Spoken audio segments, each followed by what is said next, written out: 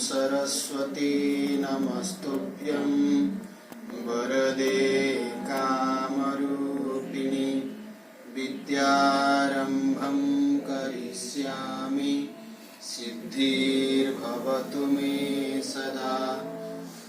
ॐ ब्रह्मानन्दं परमसुखदं केवलं ज्ञानमूर्तिं द्वन्द्वातीतं गगनसदृशं तत्त्वमस्यादिलक्ष्यम् एकं नित्यं विमलमचलं सर्वधी साक्षिभूतं भावातीतं त्रिगुणरहितं सद्गुरुं तं नमामि, सद्गुरुं तं नमामि।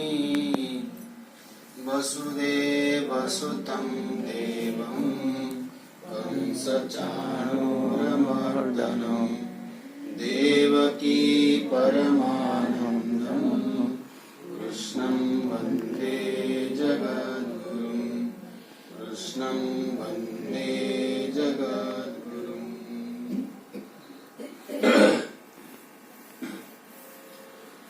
श्रीहरि बोल, श्रीहरि बोल, केशव माधव हरि हरि बोल। श्रीहरि बोल, श्रीहरि बोल, केशव माधव हरि हरि बोल। एक प्रभु के अनेक नाम, एक प्रभु के अनेक नाम, प्रेम से बोलो जय जय राम, प्रेम से बोलो जय जय राम। श्री हरि बोल, श्री हरि बोल, केशव माधव हरि हरि बोल। श्री हरि बोल, श्री हरि बोल, केशव माधव हरि हरि बोल। हरि नाम में सब भूल जाओ, हरि नाम में सब भूल जाओ, निस दिन हर पल हरि गुण गाओ, निसी दिन हर पल हरि गुण गाओ। हरि नाम में सब भूल जाओ, हरि नाम में सब भूल जाओ, निसी दिन हर पल हरि गुण गाओ, निसी दिन हर पल हरि गुण गाओ। श्री हरि बोल, श्री हरि बोल, केशव माधव हरि हरि बोल। श्री हरि बोल, श्री हरि बोल, केशव माधव हरि हरि बोल, केशव माधव हरि हरि बोल, केशव माधव हरि हरि बोल। बोलिए सर्वत्र गोविंद नाम संकीर्तनम, गोविंद गोविंद। जा रहा हूँ अच्छा, आप लोग समझ तो पाते हैं। फिर क्या, हम तो उसे दिवाली में पढ़ते थे सफेद कपड़ों में, तब स्वामी जी को सुना। तो ऐसे बोलने में मुझे दिक्कत नहीं है, आपको सुनने में दिक्कत हो सकता है।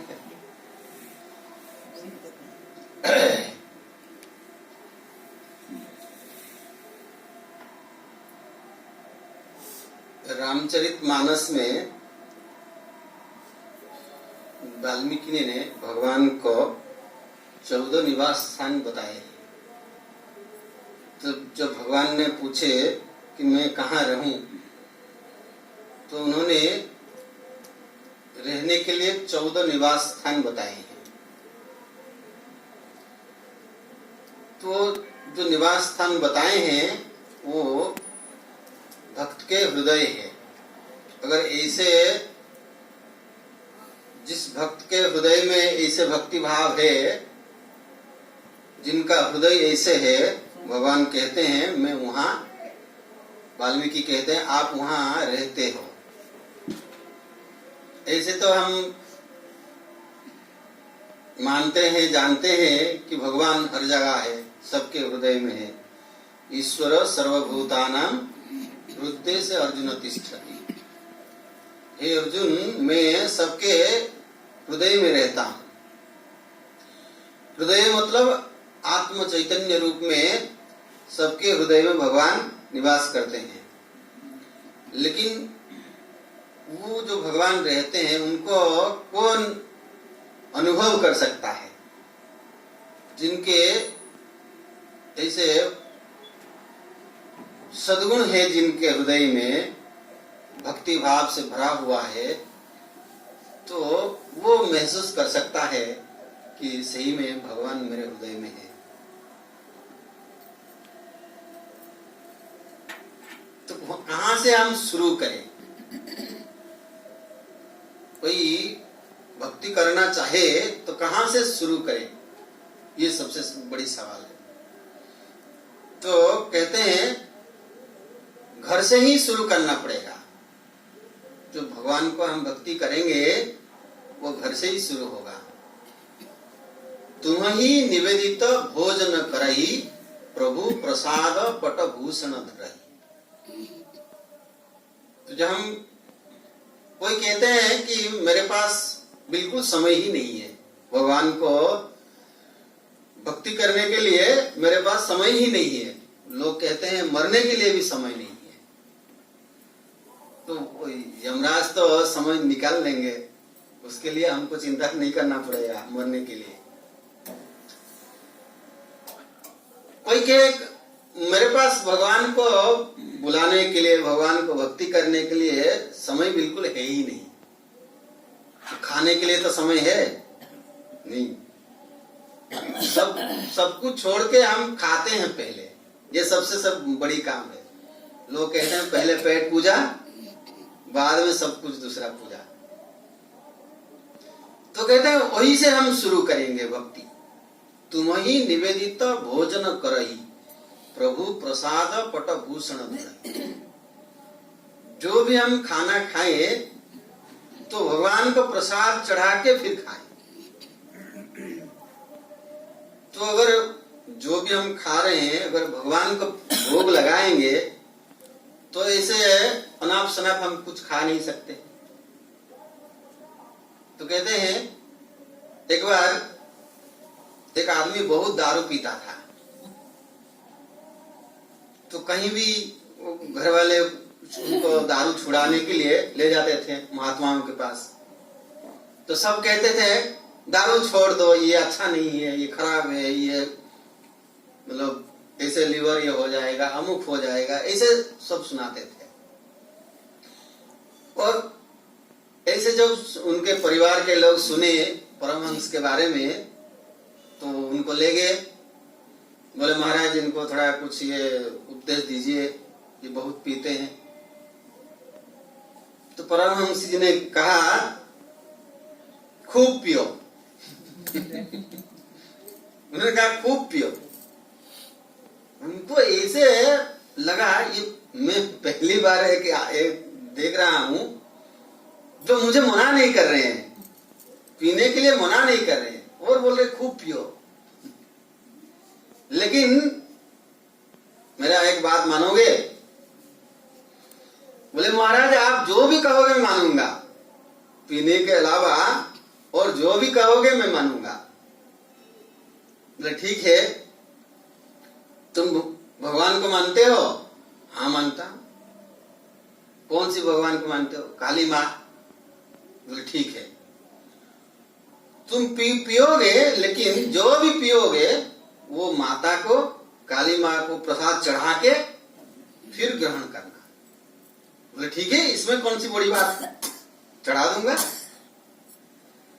तो खुशी खुशी घर में गए, जब बोतल निकाले वो याद आया, अरे परमहंस जी बोले हैं कि वो माता जी को प्रसाद चढ़ा के फिर ग्रहण करना। गए बोतल लेके प्रसाद चढ़ाने के लिए, तो फिर उनको लगा अरे ये मैं माता जी को कैसे प्रसाद चढ़ा सकता हूँ, ये तो चढ़ा नहीं सकते, ये तो पवित्र चीज नहीं है, तो नहीं चढ़ा सकते। और महाराज जी ने कहा है जो प्रसाद नहीं चढ़ा पाओगे वो तुम ग्रहण नहीं कर सकते। तब तक मैं उसको पी नहीं सकता। तो उनको लगा अरे ये तो ऐसे कह दिए कि पियो, जितना ही मर्जी पियो, लेकिन इनडायरेक्टली मना ही कर दिए जैसे मैं पी नहीं सकती। एक दिन गया, 2 दिन गया, 3 दिन गया, वो पूरा तड़पने लगे, दौड़े फिर परमहंस जी के पास, उनके पैर में गिर पड़े, बोले महाराज मुझे बचा लो। क्या हुआ भाई? मैं तो बोला था तुम जितना मर्जी पियो। नहीं महाराज मैं पी नहीं सकता। बोले देखो, जो चीज तुम माता को इतना मानते हो, जो माता को प्रसाद नहीं चढ़ा सकते, तो कैसे हो तुम ग्रहण कर सकते हो? ये तो सही नहीं है। तो उस दिन से फिर धीरे धीरे उनका छूट गया। तो ये हमारे शास्त्र में ये कहा गया है, गीता में भगवान कहते हैं अहम वैश्वानर भूत्वा प्राणिनाम देहमाश्रितः प्राणापान समायुक्त पचाम्यन्नम चतुर्विधम। मैं ही अग्नि, वैश्वानर अग्नि के रूप में जठराग्नि में रह के वो खाना को क्या करता हूँ, हजम करता हूँ, वो काम मेरा है। तुम तो यहाँ तो टांकी भर के सो जाते, तो वो काम मुझे करना पड़ता है। तो अगर हम ये मान रहे हैं कि भगवान ही अग्नि, जठराग्नि के रूप में है और वो काम कर रहे हैं, तो उनका काम थोड़ा हमको आसान कर देना चाहिए। उनको ज्यादा तकलीफ ना हो, मेहनत करना ना पड़े, तो ऐसे खाना हमको खाना चाहिए। तो इसी हिसाब से हमारा शरीर भी बना हुआ है। खाना क्या हम खाएं क्या ना खाएं, इसके हिसाब से शरीर बना हुआ है, तो उसके हिसाब से हमको लेना चाहिए। तो वहीं से हम भक्ति शुरू कर सकते हैं। जहां जो भी हम घर में बनाएंगे खाने के लिए, पहले भगवान को प्रसाद लगाएंगे, तब हम जो शास्त्र अनुमोदित जो भोजन है वही हम करेंगे। जो भगवान को मर्जी है, भगवान जो चाहते हैं कि हमको यही खाना चाहिए, वो हम खाएंगे। जो भगवान नहीं चाहते हैं, जो शास्त्र अनुमोदन नहीं करता है, वो हम नहीं खा पाएंगे। यहीं से भक्ति का प्रारंभ होगा। इसलिए पहले एक सब घर में ये था, ये नियम बना था, जो भी भोजन घर में ये होगा पहले भगवान को भोग लगेगा। जैसे बगीचा में कुछ फल लिया हुआ है, पहले भगवान को प्रसाद चढ़ाते हैं। नया वस्त्र खरीद के लाए, भगवान को पहले चढ़ाए। शादियों में भी जो इनविटेशन कार्ड छपते हैं, वहां पहले हमारे जगन्नाथ जी को भेजते हैं। पहले जगन्नाथ जी को निमंत्रण, फिर बाकियों। तो हम अपने हर जीवन के हर ये में भगवान को शामिल करें। शुरू कहां से होगा? खाने से। क्योंकि कुछ भी काम करे या ना करे, खाना तो जरूर खाते हैं। तो वहीं से अगर शुरू करेंगे, इसलिए हम ये नियम बना ले कि कम से कम खाते समय, खाने से पहले हम भगवान को याद करें। इसलिए ब्रह्मार्पण करते हैं। कि भगवान जो अन्न और ब्रह्म है, जो जो हाथ से हम खाते हैं वो भी ब्रह्म है, वो भगवान ने ही दिया है। हाथ में शक्ति किसने दिया है? भगवान ने दिया है। और खा रहे हैं हम, तो ऐसे तो नहीं है हम लोग मुख में दे रहे हैं और वो रख लेता है। तो हम मुख में अन्न देते हैं, वो पूरा शरीर को भेजता है। तो इसलिए तुलसीदास कहते हैं मुखिया कैसे होना चाहिए? मुखिया मुखसो चाहिए, खान पान को एक, पालई पोषई सकल अंग, तुलसी सहित विवेक। तो जो मुखिया, किसी का भी मुखिया जो है, लीडर है, वो मुख की तरह होना चाहिए। कैसे? हम लोग मुख में सब डालते हैं, वो रखता है क्या? वो सबको हमको परिपुष्ट करता है। तो एक बार हाथ पैर ये सब लोग स्ट्राइक कर लिए, बोले मैं लेके देता हूं, पैर कह रहा मैं चल के सब काम करता हूं, और ये बैठे बैठे खा रहा है। आज से हम लोग का स्ट्राइक। और हाथ वाला मैं उठूंगा ही नहीं, पैर चला नहीं। तो फिर क्या हुआ? पूरा हाथ पैर सब दुर्बल हो गए, बल मिला नहीं उनको, वहां पैर चल नहीं पाया, हाथ उठ नहीं पाया। तो बाद में सब लोग समझ गए कि वो हम अपने लिए नहीं ये कर रहे हैं, सबके लिए। मुख में जो दे रहे हैं वो अपने नहीं रखता है, वो सबको पूरी तरह डिस्ट्रीब्यूट कर देता है। इसी तरह हम टैक्स देते हैं सरकार गवर्नमेंट को, वो अपने में रखने के लिए नहीं। क्या करना चाहिए? वो हम जितना दे और उसको ज्यादा कितना गुना करके और फिर लौटा दे समाज को। इसी तरह लीडर होना चाहिए। कितना सुंदर ये दृष्टांत है। तो भक्ति हम वहीं से शुरू करें, घर से, और भगवान को अपने हर काम में शामिल करें। भगवान को हर काम में हम शामिल करें।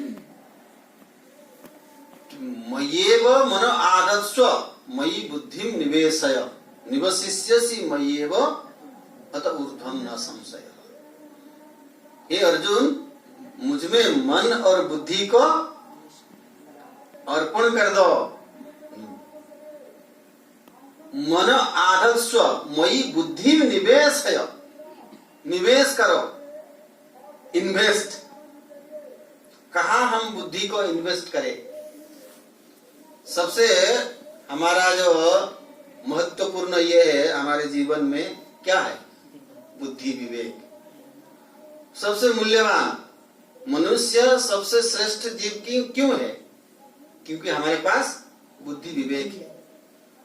जो सबसे मूल्यवान संपत्ति है हमारे पास, वो कहाँ इन्वेस्ट करें? जैसे हमारे पास कुछ पैसा आ गया तो हम क्या सोचने लगते हैं? शेयर मार्केट में लगाए। नहीं, तो वहां कहाँ हम लगाते हैं? जहां पहले सिक्योर हो। नहीं, कम से कम जो हम इन्वेस्ट कर रहे हैं वो सिक्योर हो, डूबे नहीं। नहीं तो किसी ने कहा बैंक कितना इंटरेस्ट दे रहा है? 6%, 7%। चलो मैं तुमको 20% देता हूं। अरे 20%? चलो वहीं लगा ले। लेकिन मालूम पड़ा कुछ दिन के बाद वो बड़ी वस्त्रा सब ये करके छू मंत्र, वो कहां से लाके देगा? 20% जो वो देगा, कहां से लाके देगा? वो मनी रुपया का पेड़ लगाया है क्या? वो तोड़ के लाके दे देगा। तो ये सोचना चाहिए, हमारे जो बुद्धि में ये होना चाहिए कि जो ये हम 20% दे रहा है, जरूर इसमें कुछ घोटाला है, डूबने वाला है, तो पहले हम क्या ध्यान देते हैं? जो हमारा जो संपत्ति है वो डूबे नहीं, सिक्योर हो। चाहे लाभ थोड़ा कम हो, इंटरेस्ट थोड़ा कम मिले चलेगा, लेकिन पहला शर्त यह है कि हमारा जो संपत्ति है वो डूबे नहीं। तो इसी तरह हमारे पास जो सबसे मूल्यवान संपत्ति है, हमारा बुद्धि विवेक, वो किसके कहाँ इन्वेस्ट करें तो डूबेगा नहीं पहला, और बढ़ेगा थोड़ा नहीं। तो भगवान कहते हैं अपना बुद्धि मेरे में इन्वेस्ट करो। मतलब बुद्धि का क्या है? जानना, पहचानना। निश्चयात्मिका बुद्धि ही। बुद्धि किसको कहते हैं? जो हम निश्चय करते हैं, पहचानते हैं, जानते हैं, उसको कहते हैं बुद्धि। तो किसको हम जाने? किसको जानना चाहिए? किसको पहचानना चाहिए?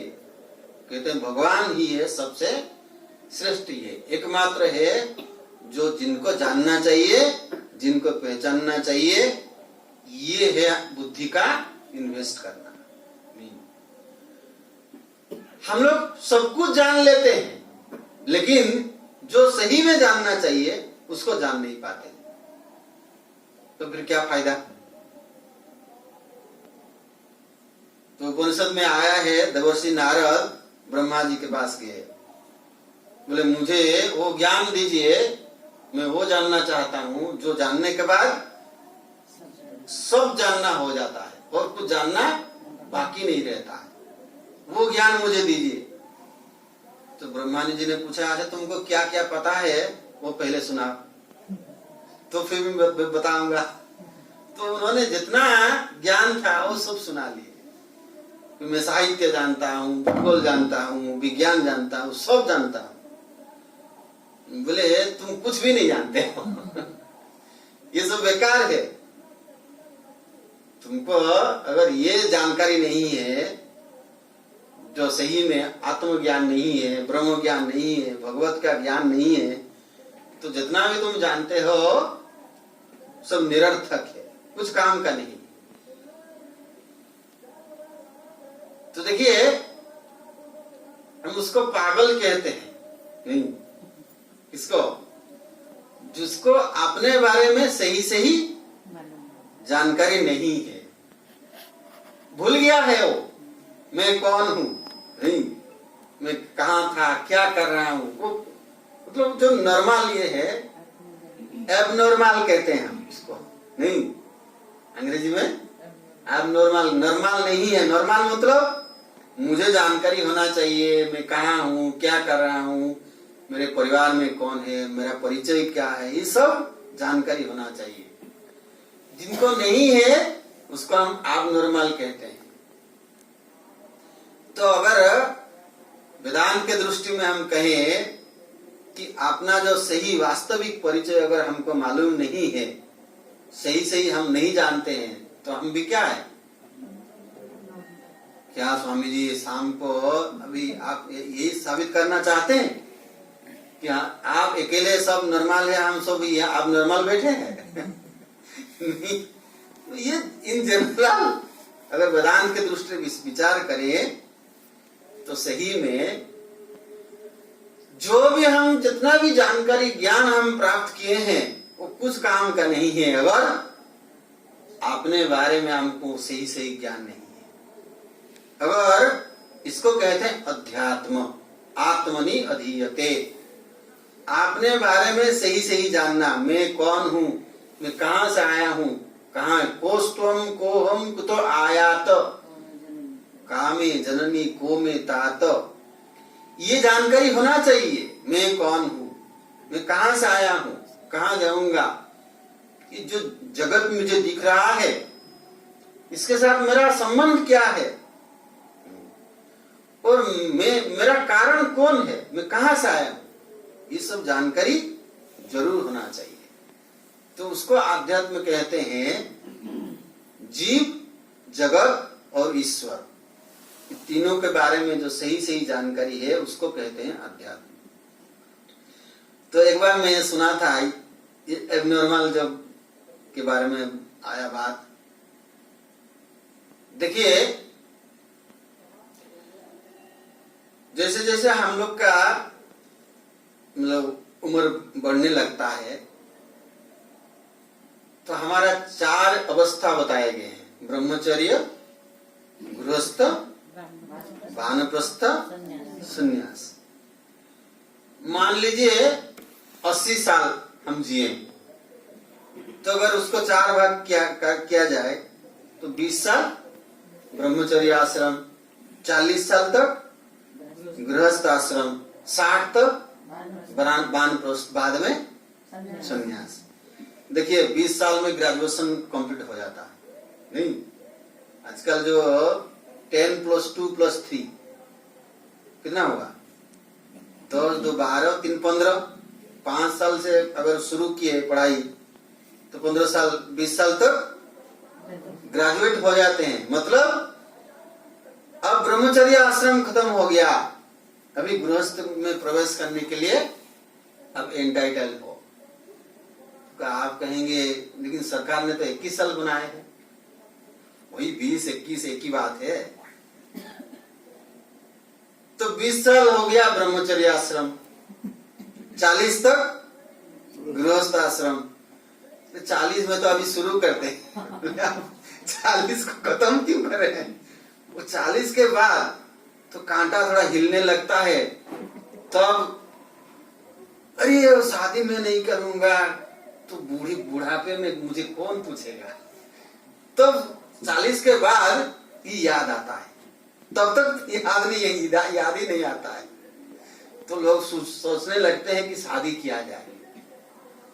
तो एक बार एक लड़का शादी लड़की देखने गया, तो गया, कॉलिंग बेल दबाया, तो लड़की की माताजी निकली।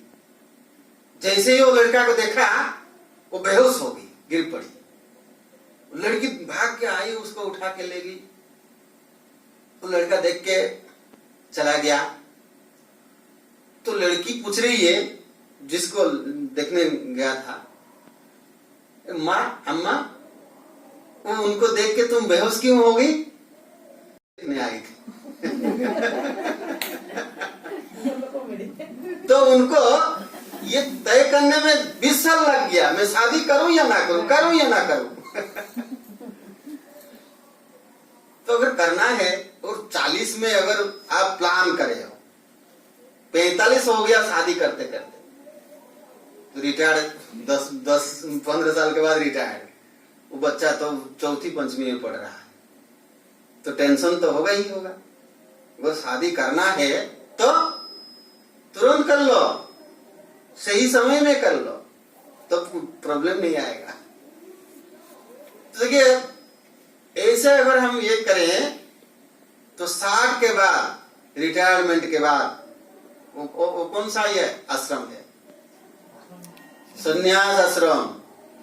तो लोग आते हैं हमारे पास, स्वामी जी आपके आश्रम में रहने के लिए जगह है? तो कब आते हैं? 60 में भी नहीं आते हैं, अभी और भी बाकी है को कह रहे हैं। जो पूरा निचड़ लेंगे, पूरा कुछ भी रस नहीं रहेगा, स्वामी जी आप आ गया, हम आपके हवाले में। तो हम कहते हैं यहाँ वो आश्रम, यहाँ आओ और श्रम करो। लेकिन आपको तो अभी सेवा आप कर नहीं पाएंगे, आपको सेवा की जरूरत है। तो यहाँ सेवा करने के लिए आना है, सेवा की जरूरत के लिए नहीं है। तो एक 90 साल के बुजुर्ग मेरे पास आए, 3 पैर वाले, तब तक डंडा पकड़ने लगे हैं। बोले मैं बहुत आश्रम घुमा, मुझे पसंद नहीं आया कहीं भी, लेकिन यहाँ बहुत अच्छा लगा, ये आपका आश्रम बहुत अच्छा है, यहाँ पसंद है मुझे। मैं बोला मुझे आप पसंद नहीं हो। तो क्यों? आपको अभी सेवा की जरूरत है, आप सेवा दे नहीं सकते हो, लेकिन हमारा आश्रम का ये है, आप यहाँ सेवा देने आओगे, लेने नहीं। जीवन भर जिनको सेवा, जिसका सेवा किए और आपकी जब सेवा की जरूरत पड़ी तो वो नहीं करना चाहते हैं, वो कहते हैं आश्रम चले जाओ। बोला ठीक है, आप क्या करते थे? मैं नौकरी करता था, तो पेंशन मिलता होगा? हाँ मिलता है। तो ठीक है, आप पेंशन यहाँ जो पेंशन मिलता है वो दे दो, हम रखो। नहीं नहीं नहीं नहीं, वो तो लड़का लड़की का, मैं पूरा आपका। ये कैसे हो सकता है? पेंशन आपको लड़का लड़की लेंगे, लेकिन वो सेवा करेंगे नहीं। बड़ी विडंबना है। तो देखिए, मैं कह रहा था 40 तक गृहस्थ आश्रम, 60 तक वानप्रस्थ, मतलब गृहस्थ और सन्यास के बीच में वानप्रस्थ इसलिए रखा गया है कि आप सन्यास के लिए तैयार हो, अपने को प्रस्तुत करे कि इधर थोड़ा थोड़ा छोड़ना है और उधर जोड़ना है। नहीं, इसे झटका लगा के भाग जाना नहीं है। सब दायित्व धीरे धीरे, घर परिवार का सब दायित्व धीरे धीरे बाल बच्चों को देख के फिर चलना है। तो हमारे ये में कहते हैं, पत्नी निवेशी पुत्र पासे अथवा चढ़िबो संन्यासे।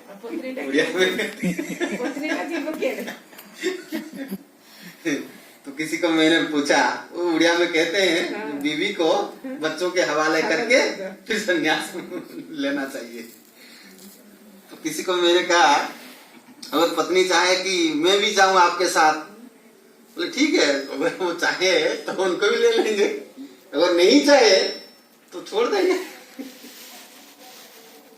तो ज्यादातर मानना है, लोगों का मानना है, लेडीज लोगों का थोड़ा घर परिवार में थोड़ा ज्यादा लगाव रहता है। ये ऐसे कहते हैं क्योंकि थोड़ा इमोशन पर्सनालिटी थोड़ा रहते हैं।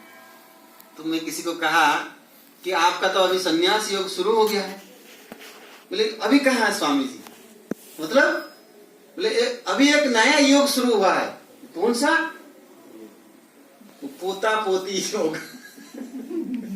बोले अभी तो आए हैं, छोटे छोटे ही है, नन्ना मुन्ना, तो उनके साथ खेलना है, घूमना है, मस्ती करना है। वो आप कह रहे हो संन्यास लो, ये थोड़ी हो सकता है। तो देखिए 60 के बाद अगर हमारे मन में संन्यास का भाव नहीं आ रहा है, फिर भी घर संसार में हम इतना आसक्त बंधे हुए हैं, तो ये नॉर्मल नहीं है। नहीं, ऐसे उम्र के हिसाब से हम संन्यास स्टेज में पहुंच गए, लेकिन अंदर से सन्यासी बने नहीं। तो क्या कहा जाएगा? जो बच्चा शरीर से ग्रो कर रहा है, बढ़ रहा है, लेकिन दिमाग से ग्रो नहीं कर रहा है, बढ़ नहीं रहा है, तो उसको क्या कहते हैं हम? एबनॉर्मल। इसी तरह शरीर से हम संन्यास तक पहुंच गए, लेकिन मेंटली, दिमाग से, मन से सन्यासी बने नहीं, तो गड़बड़ है। तो इसी तरह देखते हैं हम कभी कभी, जो सुनते हैं अखबार में, टीवी में, क्या तो बाबा जी अमुक किया, बाबा जी अमुक किया। तो उस शरीर से, बाह्य ये से सन्यास है, लेकिन भीतर से सन्यासी नहीं है। जो सही में सन्यासी होगा वो करेगा थोड़ी। तो किसी ने आश्रम में, कोई आदमी गया जो आश्रम के महंत थे, उनसे जाके मुलाकात किया। बोला महाराज जी, आपके आश्रम में कोई दारू पी रहा है। तो बोले नहीं नहीं, ये नहीं मान सकता। बोले अरे महाराज, मैं अपने आंखों से देख के आया हूं। बोले तुम सही देखे हो, तुम देखे हो सही, लेकिन सही कह नहीं रहा हो। मतलब वो बाबा मतलब महात्मा दारू नहीं पी रहे हैं। कोई दारू पीने वाला वो महात्मा का कपड़ा पहन लिया है। जो सही में दारू पीने वाला वो महात्मा का कपड़ा पहन लेगा, वो थोड़ी पीना छोड़ देगा। तो इसी तरह कहते हैं धर्मते विरति योगते ज्ञाना। अगर धर्म पूर्वक हम जीवन जिए, धर्म मतलब गीता के भाषा में स्वधर्म, स्वधर्म में निधनम श्रेय। अपना कर्तव्य सही सही ठीक ठीक करे, और वो भी भगवान को समर्पण करके। ईश्वरार्पितम नेच्छयाकृतम चित्त शोधकम मुक्ति साधकम। अगर इस भावना से हम कर्म करें तो वही निवेदित भोजन करहि प्रभु प्रसाद पट भूषण धर। यहीं से शुरू होगा। कहां से? घर से ही। जो हम अभी गृहस्थ आश्रम में हैं, तो हमारा जो कर्तव्य है वो हम सही सही करें। अगर कर्तव्य पालन में कुछ भी बाधा विघ्न आए, कुछ भी रुकावट आए, तकलीफ आए, इतने तक कि अगर मरण भी आ जाए तब भी धर्म को नहीं छोड़ना है।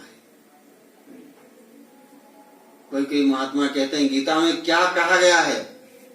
शुरू हुआ धर्म शब्द से और खत्म हुआ मम। तो मम धर्म, गीता में यही कहा गया है। मेरा धर्म क्या है, मेरा कर्तव्य क्या है, मैं जहां हूं, जिस जगह पे हूं, मेरा कर्तव्य क्या बनता है। अगर वो सही सही निर्धारित हो जाए, अगर कर्तव्य और कर्तव्य करते समय भगवान के प्रति समर्पण भाव हो, तब वो कर्म और बंधनकारी नहीं बनते हैं, वो मुक्ति की ओर ले जाते हैं। ईश्वरार्पितम नेच्छया कृतम चित्त शोधकम मुक्ति साधकम। वो मुक्ति का साधन बन जाता है। नहीं तो हम फिर जन्म जन्म के कर्म बंधन में बनते जाते हैं और ज्यादा बंधन गहरा हो जाता है। तो इसलिए भक्ति का जो प्रारंभ वो कहां से होगा? घर से ही होगा। जो ये कह रहा है कि घर में रह के भगवान का भजन नहीं किया जा सकता है, तो कहीं भी वो नहीं कर पाएंगे। हम लोग क्या सोचते हैं? भगवान का भजन करना मतलब क्या है? सब कुछ छोड़ छाड़ के भगवान के ये में ही लगे रहो। वो भक्ति नहीं है। सब करते हुए मन को भगवान में लगाना है। उपासना मतलब उप मतलब निकट, आसन मतलब रहना। तो हम मन से भगवान के पास रहे। ऐसे हम अगर मान ले हम शरीर के साथ भगवान के पास है, लेकिन मन हमारा भगवान में नहीं है, तो फिर क्या फायदा? इसलिए भगवान को कहते हैं भावग्राही। उनका नाम है भावग्राही। वो भाव देखते हैं। पत्रम पुष्पम फलम तोयम यो में भक्त्या प्रयच्छति तदहम भक्ति उपहृतम अस्नामि प्रयतात्मना। जो भक्ति भाव से मुझे जो भी देता है मैं ग्रहण कर लेता हूं। अगर भाव नहीं है तो मैं वो ग्रहण करता हूं नहीं। सबसे ऊंची प्रेम सगाई। दुर्योधन के मेवा त्यागो साग विदुर घर खाई। सबसे ऊंची प्रेम सगाई। तो भगवान का ये कहना है, अगर तुम भाव रखो तो विदुर का जो कोई कहते हैं वो केला वो नीचे गिरा दिए, वो छिलका ही छिलका खिला दिए। जो भी हो, साग खाए वो केला का छिलका खाए। तो भगवान नहीं देख रहे कि मैं क्या खा रहा हूं, वो देख रहे कि कितना प्यार से खिला रहा है। तो दुर्योधन बुलाए, आप मैं 56 भोग खिलाऊंगा। तो भगवान बोले 2 कंडीशन में कोई खाना चाहता है। पहला, बहुत भूख लगा। किसी को अगर बहुत भूख लगा हो, मतलब नहीं खाएंगे तो जान निकल जाएगा। तो उस कंडीशन में कहीं भी किसी भी कोई भी बुलाए, कुछ भी मिल जाए वो खा लेते हैं। वो आपातकालीन धर्म कहते हैं। अगर कोई प्यार से बुलाए, अगर आप आकंठ भोजन कर लिए हो फिर भी कोई प्यार से बुलाए तो हम जरूर जाते हैं। कोई उधर कहते हैं ऐसे, खाइबो हेले आसो, मतलब अगर खाना है तो आइए, ऐसे अगर कहे तो वो ये रहते हैं, वो मतलब उसको कहते हैं नेपथ्य, वो ब्रैकेट में रह जाता है क्या, अगर नहीं आना है तो भागो, खाइबो हेले आसो नहले खसो। अगर सही में किसी को भूख लगा हो तो ऐसे प्यार से कोई बुलाए तो बिल्कुल नहीं जाएगा कभी। लेकिन अगर सही में नहीं, आपको खाना ही है, नहीं मैं खा के आया हूं, अरे फिर भी खाना है, बैठना है जरूर। तो सही में हम प्यार के भूखे हैं। तो भगवान भी ऐसे मतलब भाव के भूखे हैं। वो भाव देखते हैं, क्या दे रहे वो नहीं देखते हैं। तो कोई गणेश भगवान का भक्त था, तो गणेश भगवान की पूजा कर रहा था, तो गणेश भगवान सुने नहीं, तो फिर उसको उनको किनारे कर दिए और शिव जी को पूजा करने लगा।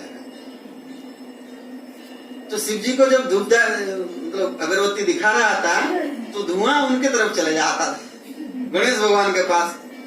तो रुई लेके उनके नाक में लगा दिया, तो तुम सुने नहीं, तुम्हारे पास धुआं भी जाने नहीं दूंगा। तो गणेश भगवान प्रकट हो गए, बोले वत्स तेरे भक्ति में मैं प्रसन्न हुआ हूं, क्या वर चाहिए बोलो। अरे आप विचित्र भगवान हो, तो इतने में पूजा किया तब आप प्रसन्न नहीं हुए। बोले देखो तब तुम मूर्ति के रूप में पूजा कर रहे हैं, लेकिन सही में अभी तुमको क्या लग रहा है कि मैं मूर्ति नहीं हूं, जीवंत हूं, और मेरे नाक में भी धुआं, अगरबत्ती का धुआं जा रहा है, तो इसलिए मैं प्रकट हो गया। तो भाव सबसे मूल्यवान है, हमारे पास भाव कितना है। तो भगवान को हम कितना चाहते हैं,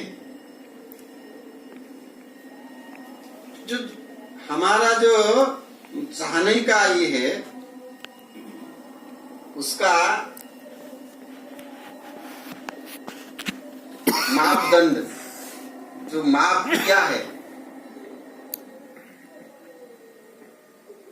तो हम उसके लिए क्या त्याग कर सकते हैं। जैसे कोई मान लीजिए कोई लड़का कोई लड़की को प्यार कर रहा है, तो लड़की कहता है तुम अपने मेरे लिए अपना घर परिवार सब छोड़ सकते हो। हाँ जरूर छोड़ दूंगा। नहीं, घर छोड़ दिया, पिता माता को छोड़ दिया, सब छोड़ के भाग आई। हाँ तब तो तुम सही प्यार करते हो। तो प्यार जो उसका मापदंड क्या है, किससे माप करें हम, तो त्याग से माप करना चाहिए। तो हमारे गुरुजी कहते हैं देखिए कौन सबसे बड़ा ये है त्यागी।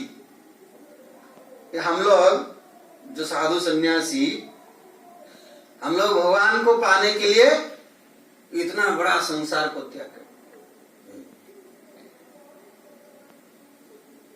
तुच्छ संसार को त्याग कर दिया। तो आप लोग भगवान को त्याग कर दिए संसार के लिए। तो किसने बड़ा त्याग किया? तुच्छ भगवान तुच्छ भगवान ने। हम लोग तुच्छ संसार को त्याग किए, आप लोग महान परमात्मा को त्याग कर दिए। तो सबसे बड़ा त्यागी कौन है? ये लोग दोनों तरफ है स्वामी जी। 50-50। उधर भी तो त्याग से ही पता चलता है। अगर कहते हैं जाहि न चाहिए कबहू कछु तुम सन सहज सने, जिसको और कुछ नहीं चाहिए। क्या चाहिए? सिर्फ भगवान ही चाहिए। हम लोग कहते हैं हमको भगवान भी चाहिए, उड़िया में कहते हैं भगवान भी चाहिए, मतलब सब कुछ चाहिए, उसके साथ भगवान भी मिल जाए तो ले लेंगे। तो नहीं, भगवान ही चाहिए। मयि एव मनो आधत्स्व, सिर्फ मुझ में ही लगा, ये शर्त है। तुम कितना त्याग कर सकते हैं। देखिए, हम क्या ग्रहण करें और क्या त्याग करें, इसमें बहुत स्पष्ट ये है। हम सुख को ग्रहण करते हैं, दुख को त्याग कर देते हैं। हम प्यार को ग्रहण करते हैं और नफरत को त्याग कर लेते हैं। हम शांति को ग्रहण करते हैं, जो अशांति देने वाला है उसको छोड़ते हैं। जब हम ये समझ जाए कि सही में जो सुख है कहाँ मिलेगा, तो भगवान ही सुख स्वरूप है। जो जितना जितना भगवान से नजदीक हम जाएंगे, भगवान के नजदीक जाएंगे, तो हमारे जीवन में सुख बढ़ेगा। जैसे ठंड के दिन में कहीं आग जल रहा है, तुम जितने अग्नि के निकट चलेंगे तो हमको ताप मिलेगा, हमारा ठंडक दूर होगा। इसी तरह अग्नि उष्ण है, इसलिए जो उससे नजदीक जाएगा उसको उष्णता मिलेगी। इसी तरह भगवान क्या है? वो सुख स्वरूप है, आनंद स्वरूप है। जितने जितने भगवान के नजदीक हम जाएंगे हमारे जीवन में आनंद बढ़ेगा और दुख घटेगा। लेकिन हम सही में जो भी कर रहे हैं भगवान को पाने के लिए, सही में भगवान के नजदीक जा रहे हैं या भगवान से दूर जा रहे हैं? तो जब स्वामी विवेकानंद जी ने रामकृष्ण परमहंस के पास गए तो उन्होंने पूछा, आप भगवान को देखे हो क्या? तो बोले, हाँ देखा हूं। तो कैसे? तो तुमको जैसे देख रहा हूं, तुम्हारे साथ जैसे बात कर रहा हूं, ऐसे भगवान के साथ मैं बात करता हूं, ऐसे भगवान को मैं देखता हूं, ऐसे भगवान को मैं छूता हूं। बोले, अच्छा, मतलब भगवान को देखना, भगवान को पाना, भगवान के साथ बात करना इतना आसान है? बोले, सबसे आसान काम नहीं है। तो बोले, इतना प्रयत्न कर रहे हैं लोग, क्यों नहीं पा रहे हैं भगवान को? बोले, सही में अगर सही में देखा जाए तो भगवान को कभी नहीं चाहते हैं, भगवान से चाहते हैं। भगवान को इसलिए प्यार करते हैं कि वो मानते हैं कि भगवान सर्वशक्तिमान है, सर्वसमर्थ है। अगर उनके पास हम जाएंगे, हमारे पास वो सामर्थ्य नहीं है, शक्ति नहीं है, हम तो थोड़ा हमारे पास शक्ति है, तो उनके पास जाएंगे तो हमको सब कुछ मिल जाएगा। चप्पल फाड़ के इसलिए जाते हैं, भगवान को नहीं चाहते हैं, भगवान से चाहते हैं। नहीं। फिर भी भगवान इतना उदार है, बोले तुम फिर भी मेरा भक्त हो। चतुर्विधा भजन्ते मां जनाः सुकृतिनो अर्जुन आर्तो जिज्ञासुरर्थार्थी ज्ञानी च भरतर्षभ। बोले तुम अगर मुझे नहीं चाहते हो, मुझसे मेरे से कुछ चाहते हो, फिर भी तुम मेरा भक्त हो। देखो इतना उदार है भगवान। ऐसो को उदार जग माही, बिनु सेवा जो द्रवई दीन पर, राम सरीस को नाही। ऐसे उदार भगवान कहाँ मिलेंगे? तो ये हम सोचे कि सही में हम क्या चाहते हैं। अगर पूछा जाए हम सुख चाहते हैं या दुख चाहते हैं? सुख चाहते हैं, कोई भी दुख नहीं चाहता है। हम शांति चाहते हैं या अशांति चाहते हैं? शांति चाहते हैं, कोई अशांति नहीं चाहता है। हम प्रेम चाहते हैं या नफरत चाहते हैं? प्रेम ही चाहते हैं, कोई नफरत नहीं चाहेगा। और ये जो सब है, सुख, शांति, प्रेम, ये सब भगवान है। भगवान शांति स्वरूप है, भगवान प्रेम स्वरूप है। अगर सही में हमको पूर्ण सुख चाहिए तो केवल भगवान से ही मिलेगा।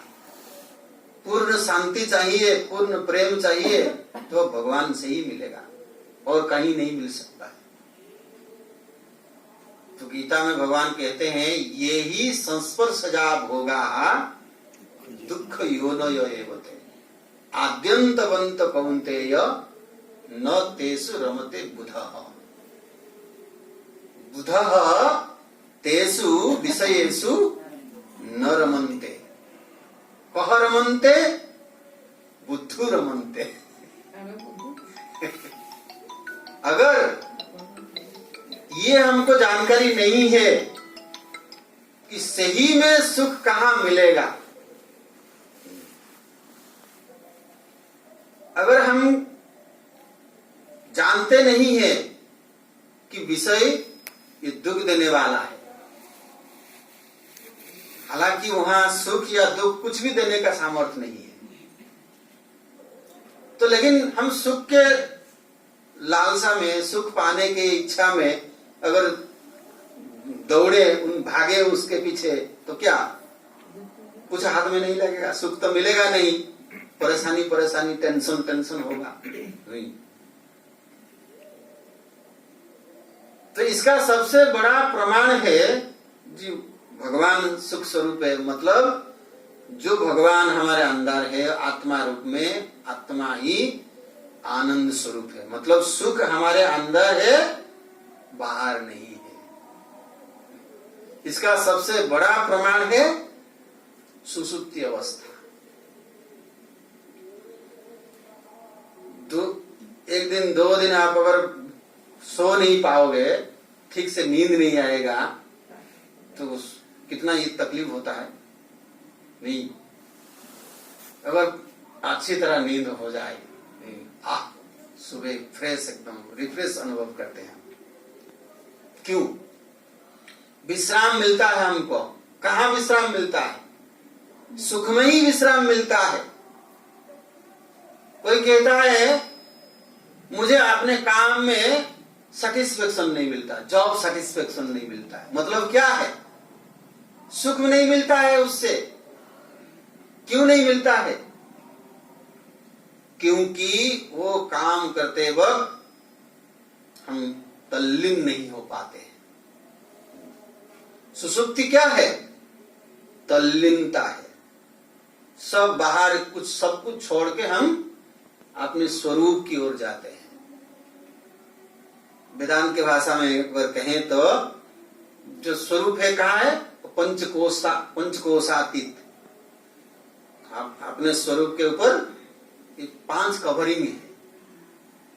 तो सुषुप्ति ऐसे एक अवस्था है, प्राकृतिक अवस्था, जिस अवस्था में हम 4 कोशों को अतिक्रम करके आनंदमय कोश में जाते हैं। कहाँ जाते हैं? आनंदमय कोश। क्योंकि वो आनंद स्वरूप के नजदीक है, इसलिए उसको आनंदमय कोश कहा गया है। जैसे अग्नि के जितना नजदीक जाएंगे उतना ताप बढ़ेगा, इसी तरह आनंद स्वरूप के जितने नजदीक जाएंगे हम उतना आनंद ज्यादा होगा। लेकिन वहां भी एक कवरिंग है। क्या? अज्ञान अविद्या का आवरण जो वहां भी है। तो जो जहां भी कभी भी कहीं भी किसी को अगर सुख मिल रहा है तो आनंदमय कोष में जाने से ही मिलता है, उसके बगैर सुख नहीं मिल सकता। बच्चा खेल रहा है, वो खेल में इतना तल्लीन हो जाता है, सब कुछ भूल जाता है। मैं खाया हूं नहीं खाया हूं, क्या कर रहा हूं, पढ़ाई किया हूं कि नहीं किया हूं, सब कुछ भूल जाता है। क्यों? वो तल्लीन हो जाता है, डूब जाता है, इसलिए उसको मजा आता है। आपको भी जब कभी किसी काम में इतना आप तल्लीन हो जाओ तो एंजॉय करते हैं नहीं? तो अगर सत्संग किसी दिन ठीक ठाक ढंग से मिला, मजा, अब तल्लीन हो गए, एंजॉय किए, मतलब क्या, आप भूल गए सब। लेकिन अगर आप यहाँ बैठ के घर याद आ रहा है, अरे हम लोग आए हैं, यह हुआ, क्या हुआ क्या हुआ, तो आप खाली घड़ी की तरफ देखने लगोगे, कितने, कब 8 बजेगी, स्वामी जी का घड़ी बंद है क्या? तो किसी ने मुझे कहा, वो पीछे से दिखाते हैं इसे, स्वामी जी आपका तो बाल बच्चा कुछ है नहीं, आपका तो, हम लोग कहते हैं खटिया में सोना मठ में खाना, लेकिन हम लोग का तो है, हम लोग के लिए तो घड़ी देखिए। तो टाइम कब खत्म हो जाता है पता नहीं चलता है, अगर हम एंजॉय कर रहे हैं तो। अगर एंजॉय नहीं कर पा रहे हैं तो मतलब आधा घंटा भी कितना लगता है। तो ये है वेदांत का सिद्धांत। हम कोई भी कहां भी किसी अवस्था में भी अगर उसको सुख मिल रहा है तो आनंदमय कोष में जाते ही मिलता है। अगर आप जप कर रहे हैं तो अगर मन पूरा एकदम तल्लीन हो जाए तो वहां आनंद मिलने लगेगा। अगर किसी दिन मन नहीं है तो लगता है अरे माला लंबा हो गया क्या, देखने लगता है अरे आधा भी खूब पूरा नहीं हुआ, नहीं अभी मेरू कहाँ पहुंचा नहीं। तो अगर ये हम अच्छी तरह से समझ ले, खाली समझे नहीं, मान ले कि क्या जो सुख है हमारे अंदर है, बाहर नहीं है। सुख सबको चाहिए, चाहिए कि नहीं? चाहिए। तो अगर बाहर नहीं है अंदर है, तो अगर सुख चाहिए तो कहाँ हम जाएंगे? अंदर जाएंगे, बाहर नहीं ढूंढेंगे। लेकिन हम सब सुनते हैं, अच्छे तरह समझ लेते हैं, वो 180 डिग्री में इसे सर घुमाते हैं। फिर जब हम सुख चाहिए कहाँ जाते हैं? वही जाते हैं। तो कहते हैं अगर कोई ये समझ ले, मय्येव मनो आदत्स्व मयि बुद्धि निवेश, सब कुछ हम भगवान में समर्पण कर देंगे। देखिए सुख के लिए क्या क्या लोग करते हैं, सही में सुख कहाँ है? पैसों से आप खाना खरीद सकते हैं, भूख नहीं। पैसों से गद्दा और रजाई ये सब खरीद सकते हैं, नींद नहीं। पैसों से नौकर चाकर रख सकते हैं, सेवा मिलेगा ये गारंटी नहीं। तो ये हम कैसे कह सकते हैं कि पैसा ही सब कुछ है? जिसके पास जितना अधिक पैसा है वो उससे इतना ज्यादा सुखी है। अगर ऐसे होता तो हम लोग सब दुखी होते। तो ऐसे हम जब कहते हैं तो लोग, स्वामी जी आपके पास बहुत पैसा है।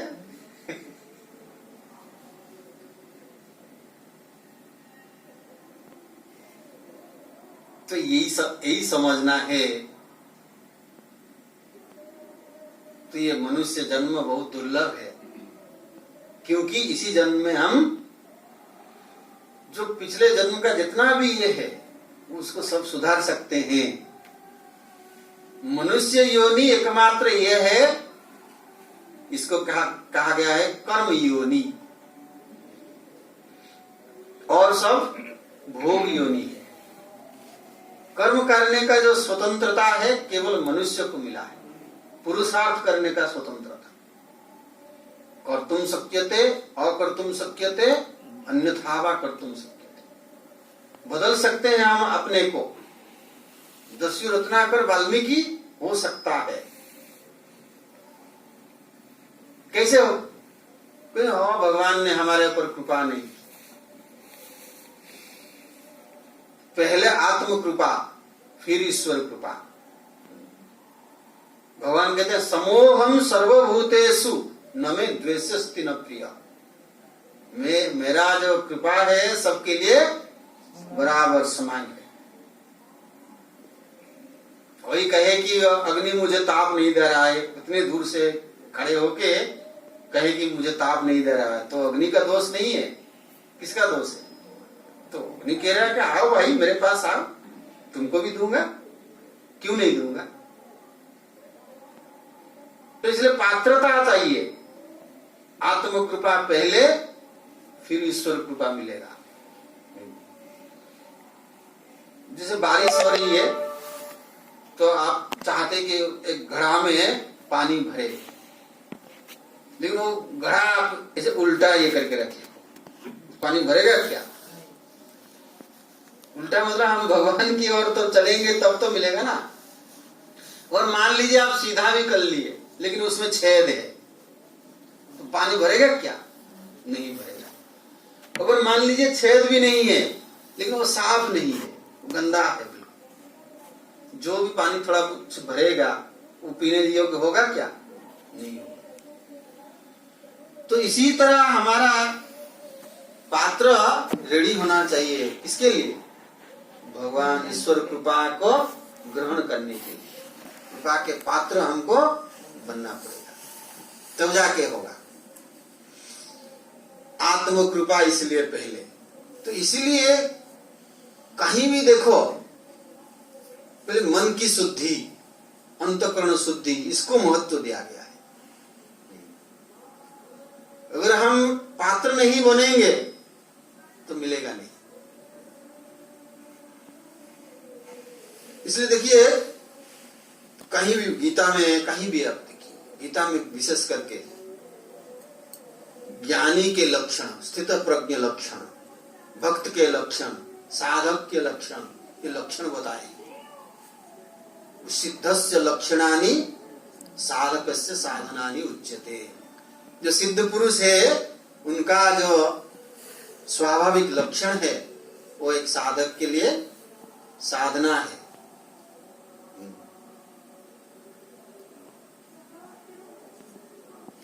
तो कहते हैं संतुष्ट सततम योगी यथात्मा दृढ़ निश्चय मय्यर्पित मनोबुद्धि ही यो मद भक्त समेत प्रिय। जो मेरा भक्त है वो हमेशा संतुष्ट रहता है। मेरा भक्त हमेशा संतुष्ट रहता है। संतोष का विपरीत है लोभ।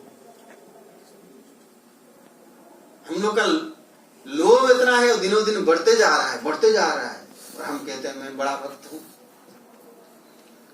जितना जितना भक्ति हमारे हम में बढ़ेगी तो लोभ घटना चाहिए, संतोष बढ़ना चाहिए। तो ये आध्यात्मिक भी गणित ही है, किसको जोड़े किसको घटाए। लेकिन हम गड़बड़ कर देते हैं, जिसके साथ जोड़ना चाहिए उससे घटा देते हैं, और जिसको घटाना चाहिए उसके साथ जोड़ देते हैं, तो गड़बड़ हो जाता है। आंसर ठीक नहीं निकलता है। तो यही भक्ति है, शुरू करे कहां से? घर से। और यही कर्मयोग है कि मैं सेवक हूं, मैं मालिक नहीं हूं, भगवान मालिक है। ये घर, धन, दौलत, ये परिवार, ये सब किसका है? भगवान का है। तो हम तो कहते हैं तेरे तुझको अर्पण क्या लागे मेरा, कल कहने के लिए कह देते हैं, लेकिन सही में मानते हैं क्या?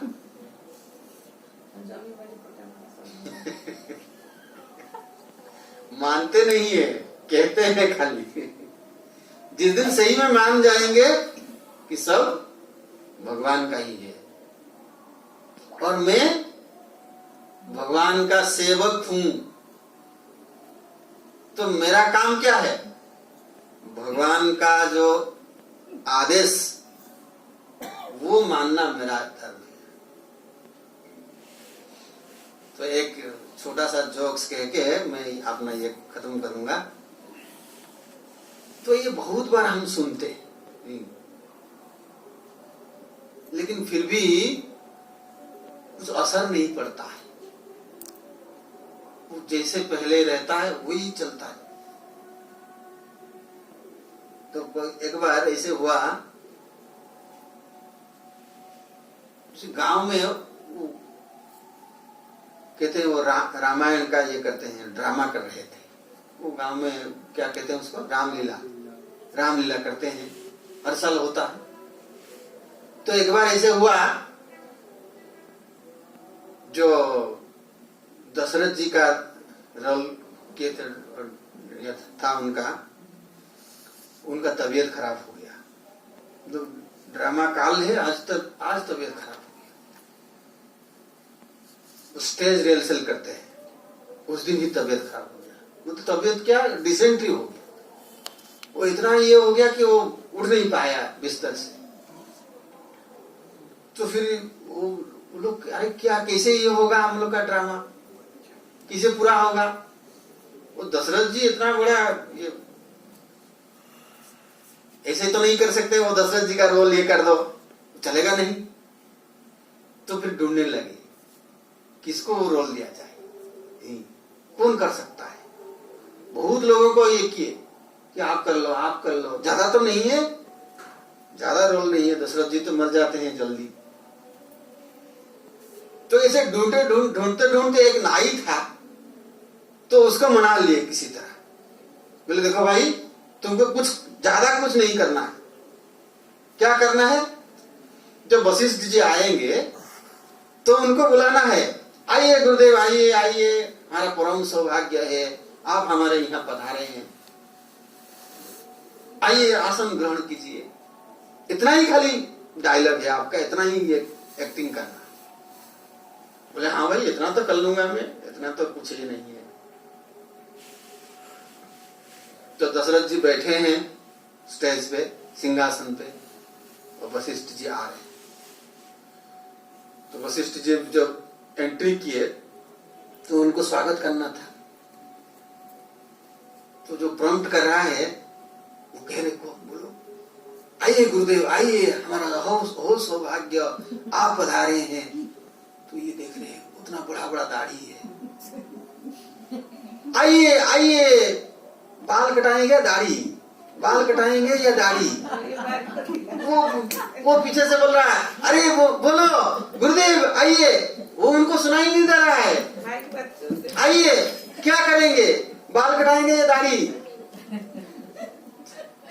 वो इतना मतलब 8-10 बार बोला, लेकिन ये सुना नहीं, वो भी कुछ नहीं कह पा रहे हैं। आखिरी में उनको लाइट सब बंद कर देना पड़ा। तो फिर बाद में पूछे, अरे मैं तो नाई हूँ, मुझे थोड़ी वो याद आ रहा है कि मैं राजा दशरथ हूँ और ये गुरुदेव आए हैं, उनको ये करना।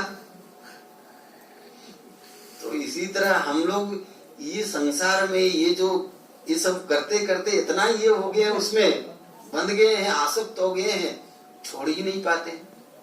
इतना मालिक ये होके बैठे हैं, मेरा है सब, धृतराष्ट्र जैसे, और जितना भी बोलो कि आप सेवक हो, मालिक नहीं हो, छोड़ ही नहीं पाते हैं। वही आ ही जाता है। अच्छा मैं इसे कहता हूं विनोद में, आप लोगों की बात छोड़ो, हम सब घर बार छोड़ के आए हैं, फिर भी किसी किसी में इसे आ जाता है मेरा आश्रम है, मेरे डिवोटी है। मेरे पास इतने डिवोटी है, आपके पास कितने हैं? अरे तुम मेरा डिवोटी ले गए। बड़ा भय रहता है कोई पकड़ न ले। बहुत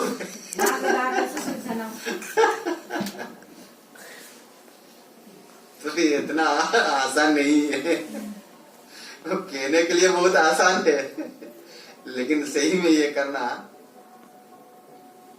तो आखिर में कहते हैं बुढ़ापा आ जाता है, सब कुछ छोड़ देते हैं हमको, फिर भी तदपि न मुंचति आशा। अंगम गलितम पलितम मुंडम दशन विहीनम जातम तुंडम वृद्ध याति गृहीत्वा दंडम तदपि न मुंचति आशा पिंडम। भज गोविंदम भज गोविंदम गोविंदम भज मूढ़मते। ऐसे हमारा ये है। तो ये मैं जब हम लोग जब कहते हैं ये खाली आप लोगों के लिए नहीं है, सभी का हाल है। हमारे के लिए भी लागू होता है। हम पहले तो ये हमको सोचना चाहिए सही में क्या है, जीवन का लक्ष्य क्या है, किस लिए मैं इधर आया हूं, क्या करना चाहिए। तो आए थे हरि भजन को, उठने लगे कपास। भगवान भागवत में इसे कहा गया है कि जब हम गर्भ में आए हैं तो जीव भगवान को बहुत व्याकुल होके पुकारता है, भगवान मुझे जेल से मुक्ति दिला दो, मैं आपको कभी भूलूंगा नहीं, यहाँ से जाके खाली आपका ही भजन करूंगा। लेकिन ये माया का ये इतना प्रबल होता है कि जो भूमिष्ठ होने के बाद केवल भगवान को भूल जाता है और सब कुछ करते हैं, पूरा उल्टा हो जाता है। यही हालत है। तो कोई कहते हैं, हम लोग भी स्वामी यही कह रहे हैं कि हमारा कुछ कसूर नहीं है, माया तो सब कराता है। तो आप सब अगर हम आपने खुद जिम्मेदार नहीं बनेंगे कि अपना उद्धरे आत्मना आत्मानम नात्मानम अवसादयेत, आपने आप को उद्धार करना है। मतलब जो आत्म कृपा है, जो मेरे हाथ में है, जो पुरुषार्थ करने का जो क्षमता मेरे पास है, उसको हम जरूर करें। तो भगवान कहते हैं तुम एक पैर एक कदम आगे आओ, फिर मेरा काम शुरू होगा, मैं 10 कदम आके तुमको गोद में उठा लूंगा। तो कोई एक बहुत चालाक भक्त था, उन्होंने कहा भगवान अब इतना कंजूस है, 10 कदम आएंगे और 1 कदम और नहीं आ पाएंगे, मुझे आप इतना तकलीफ क्यों दे रहे? तो भगवान ने कहा नहीं, मैं पहले नहीं जाऊंगा, पहले आप आओगे, फिर मेरा काम शुरू होगा, फिर पहले मैं जाऊं फिर तुम आओगे। नहीं, ऐसे नहीं होगा। तो सेतु बंध तुम बांधो, फिर जब मैं जाके वहां खड़ा होऊंगा तब सारे जीव निकल आएंगे, वो तुम उसके ऊपर सवारी करना, जहाज बन जाएंगे वो। लेकिन पहले मुझे खड़ा होने के लिए जगह तो चाहिए। भगवान कहते हैं मैं त्रिविक्रम हूं, 3 पैर जमीन चाहिए मुझे, सिर्फ छोटा छोटा मेरा पैर है, छोटा इतना जगह दोगे फिर मैं विस्तार हो जाऊंगा। तो थोड़ा सा हमको भगवान को अपने दिल में जगह देना चाहिए उतना ही चाहिए हमको करना है। Do your best, leave the rest. कोई अगर कहेगा मैं भगवान को पालूंगा तो वो नहीं पा सकता। हम अपनी तरफ से कोशिश करें, भगवान जरूर मदद करेंगे। तो ये जो बल मिला है भगवान का बल है, ये अपना बल नहीं है। जो अगर हम ये समझ ले तो हमें जो भी कुछ है वो भगवान का दिया हुआ है। इसलिए मैं भगवान का सेवक बनूं और अपना काम करते चलूं तो जरूर हमको भगवान मिलेंगे। और मतलब क्या है? जीवन में सुख, शांति, प्रेम सब कुछ मिलेगा। पैसा मिले या ये ना मिले, लेकिन सुख शांति जरूर मिलेगा। लेकिन आजकल उल्टा है, सब कुछ है लेकिन सुख शांति नहीं है। उसका क्या मतलब है? तो आए इस ये में लक्ष्य की ओर एक कदम और बढ़ाए, उस तरफ भगवान की ओर थोड़ा ज्यादा धीरे धीरे हमारा झुकाव हो। तो भक्ति का ये एक अर्थ ये भी निकलता है, भागो भक्ति। जब बंटवारा हो तो आप अपने को किसके भाग में रखते हो? आप किसके हो? तो भक्त कहता है मैं भगवान का ही हूं। जब अगर भगवान का नहीं मानोगे तो बच्चे लोग बंटवारा करेंगे। पिताजी बड़े भाई के पास रहेंगे और माताजी उसके पास रहेंगे। फिर भगवान देख के रोते रहना नहीं। तो ऐसे ना हो, इसलिए हम अपने को भगवान के साथ जोड़े, भगवान के भाग में रखें, तो हमारा कल्याण। फिर थोड़ा भगवान का कीर्तन करके पूरा करेंगे।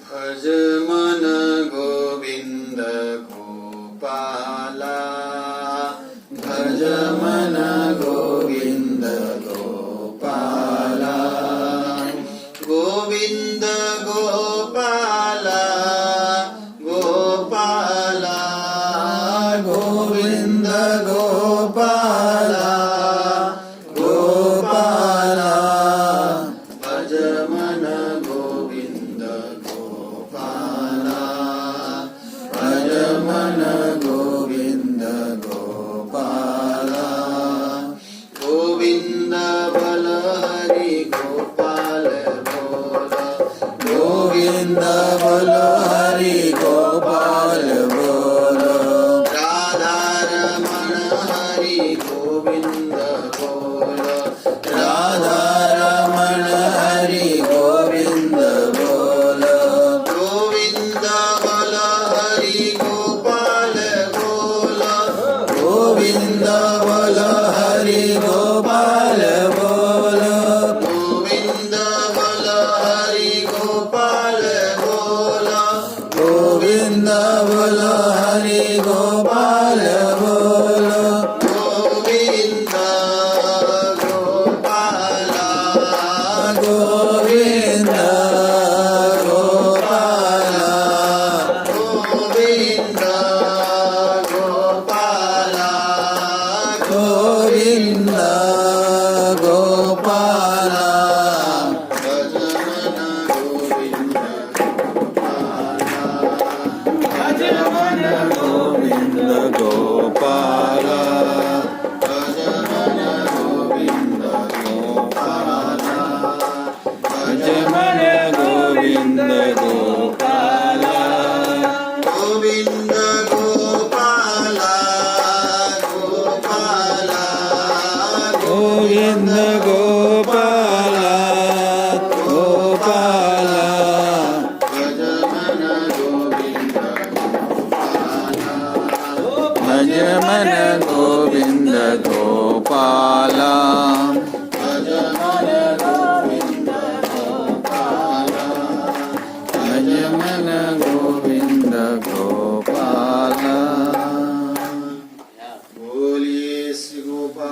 कृष्ण भगवान की जय। ओम पूर्णमदः पूर्णमिदं पूर्णात् पूर्णमुदच्यते पूर्णस्य पूर्णमादाय पूर्णमेवावशिष्यते। ॐ शान्ति